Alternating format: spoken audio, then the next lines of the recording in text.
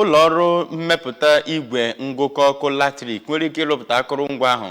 dị 1.4 n'ọnụọgụ kwa afọ bụ nke Sa Emeka Ọfọ bụ onye isi oche ụlọ ọrụ Enugu Electricity Distribution Company nakwazi onye hibere otu Sa Emeka Ọfọ Foundation rụgoro site n'aka ụlọ ọrụ Advanced Energy Management Solution. Ngozi Obileri ga-akọdalu akụkọ a.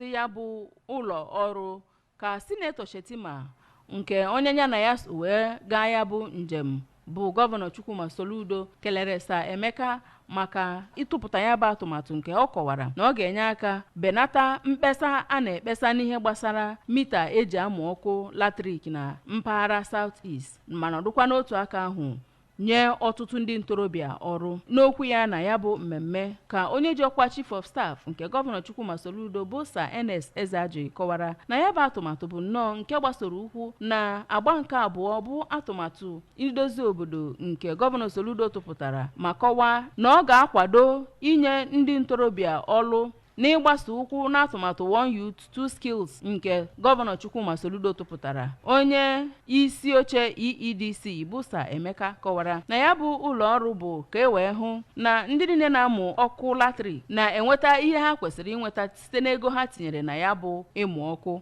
Ọ kọwakwara na ya nwere nnọọ mmasị inyere ndị mmadụ na gọọmenti aka dịka ọ kọwara na a na-enwe ọkụ latrik nyafụnyafụ ịkwalite ọnọdụ akụnụba ga-abụ obere ihe. Kọwazịa na ya bụ igwe eji amụ ọkụ latrik na ịrụ ya bụ ụlọ ọrụ ga-aga n'ihu ịhụ na a na-enwe ọkụ latrik gbanyụ na Anambra ya na mpaghara South East. N'okwu nke ya ka onye ji ọkwa Chief Executive Officer Advanced Energy Management Solutions Limited bụ Maazị Okechukwu Onyejuwa kọwara na ha dị nnọọ nkwadobe ịhụ na ohere a na-enwe n'inye ndị mmadụ mita ahụ bụ nke ga-abịa na njedebe ma nọdụkwa n'ime ya kwụsị oke ego a na-enye ndị na-enweghị ya bụ mita. Ọ kọwara na ya bụ ụlọ ọrụ ga-enye ọtụtụ ndị ọrụ ifite ọrụ na ndị obodo gbara ha okirikiri ya nakwa ndị mpaghara South East, ma kọwazịa na ihe dịka pasentị 60 na akụrụngwa eji arụ ya bụ mita bụ nke ha nwetara n'obodo a, ma kwee nkwa na ya bụ ụlọ ọrụ ga-ebido ọrụ na-enweghị nsogbu ọbụla. Ndị bịara ya bụ mmemme gụnyere onye na-anọchite anya ọgbọ nta vootu nke Anambra Central n'ụlọ omebe iwu dị n'Abuja nke ukwu bụ Sinetọ Victor Ume ya na Sinetọ Osita Izunaso, onye na-esote onye isi